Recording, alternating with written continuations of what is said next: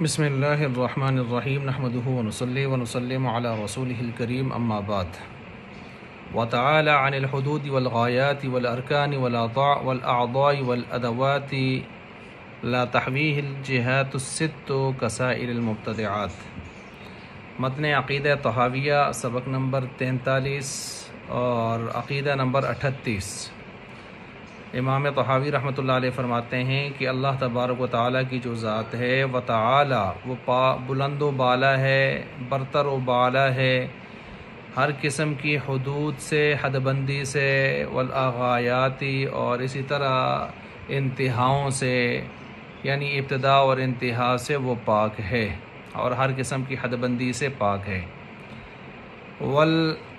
ارکانی والاعضائی اور اسی طرح جتنے بھی ارکان اور اعضاء ہیں، اعضاء و جوارح ہیں، جن سے چیزیں مل کر بنتی ہیں یا جن کے اوپر قائم ہوتی ہیں، اس طرح کے ارکان اور اعضاء سے اللہ تبارک و تعالیٰ پاک ہیں، بالا و برتر ہیں۔ والادواتی اور اسی طرح جو ہے ادوات سے، یعنی کوئی بھی ایسے ادوات، آلات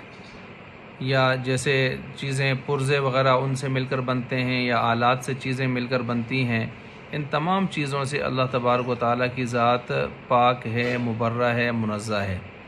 لا تحویہ الجہات الست، اور یہ 6 قسم کی جو جہات ہوتی ہیں کسی بھی چیز کی موجودگی کے اعتبار سے، آگے پیچھے دائیں بائیں اوپر نیچے، جس طرح کے کسائر المبتدعات، جس طرح کہ ہم دیکھتے ہیں کہ پوری دنیا میں جتنی بھی چیزیں ہیں ان سب کے لیے، یعنی جو نئی چیزیں دنیا میں حوادث آئی ہیں، ان تمام کے لیے ہم دیکھتے ہیں کہ یہ 6 جہات ہوتی ہیں۔ کوئی بھی چیز موجود ہے تو اس کی یہ 6 سمتیں ہوں گی، لیکن اللہ تبارک و تعالیٰ ان 6 جو جہات ہیں، ان جہات ستہ سے بالکل پاک، مبرہ اور منزہ ہیں۔ اچھا جی، اب یہاں پر اللہ تعالیٰ کی ذات اور صفات کے لحاظ سے اس کا بے مثال ہونا، باکمال ہونا، یکتا اور منفرد ہونا بیان کیا گیا ہے کہ نہ اس کی حد بندی اور احاطہ ہو سکتا ہے، نہ اس کی غایت و انتہا کا معاملہ ہو سکتا ہے، نہ اس کی ابتدا ہے، نہ اس کی انتہا ہے، اور نہ اس کے لیے کوئی حد بندی قائم کی جا سکتی ہے، اور نہ ہی اس کے لیے اعضاء اور جوارح اور ادوات کسی بھی ترتیب سے اس کے لیے کچھ بھی یہ چیزیں نہیں ہوں گی، کیونکہ وہ جسمیت سے، جسم سے، ترکیب سے، مرکب ہونے سے، وہ جسم کے لوازمات سے، جسم کے مرکبات سے، اعضاء سے، ان ساری چیزوں سے وہ پاک ہے۔ ظاہر بات ہے انسان کا جسم 360 جوڑوں پر مشتمل ہے، تو 360 اس کے اندر محتاجیاں پائی ہوئی ہیں۔ اللہ ہر قسم کی محتاجی سے، نقص سے، عیب سے، ان تمام چیزوں سے، زوال سے اللہ پاک، مبرہ و منزہ ہیں۔ لا یحد ولا یتصور، نہ اس کا تصور کیا جا سکتا ہے کہ کوئی آدمی کسی چیز کو دیکھ کر اس کا تصور کر لے یا اپنے ذہن میں اس کی کوئی صورت بنا لے۔ ولا یحد، نہ ہی اس کی کما حق تعریف کی جا سکتی ہے، اور نہ ہی اس کی کوئی حد بندی قائم کی جا سکتی ہے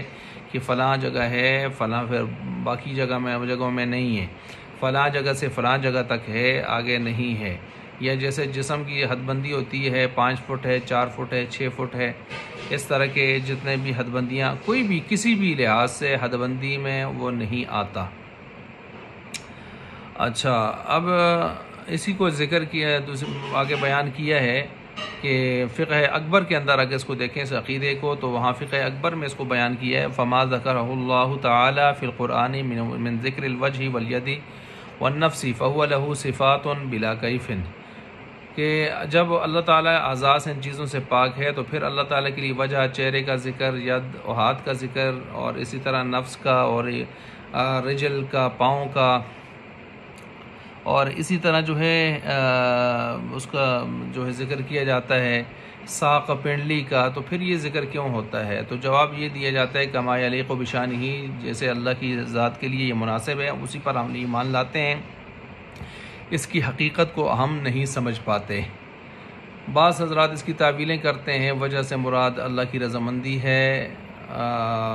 ٹھیک ہے، اللہ کی ذات ہے، رضامندی ہے، یا ہاتھ سے مراد جو ہے اللہ کی طاقت و نصرت و قدرت ہے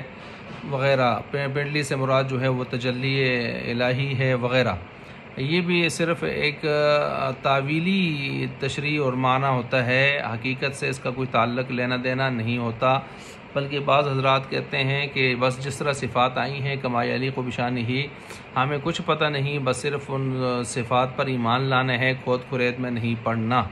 نہ ہی کوئی تعویلی اور تشریح اس قسم کے دلوں کو سکون دینے کے لیے اپنے معنی تلاش کرنے ہیں، کیونکہ ان کو تلاش کرنا نہ ہمارے لیے قبر کے اعتبار سے ضروری ہے، نہ حشر کے اعتبار سے ضروری ہے، بس صرف ان پر ایمان لانا ہر لحاظ سے ضروری ہے. تو اس لیے فرماتے ہیں فما ذکرہ اللہ تعالیٰ فی القرآن من ذکر الوجہ والید والنفس فہو لہ صفات بلا کیف ولا یقال ان یدہ وقدرتہ او ان یدہ قدرتہ او نعمتہ لأن فیہ ابطال الصفت وهو قول اہل القدر والاعتزال ولکن یدہ صفتہ ولکن یدہ صفتہ بلا کیف، بس اس کی صفت ہے یہ ہاتھ وغیرہ اس طرح کی چیزیں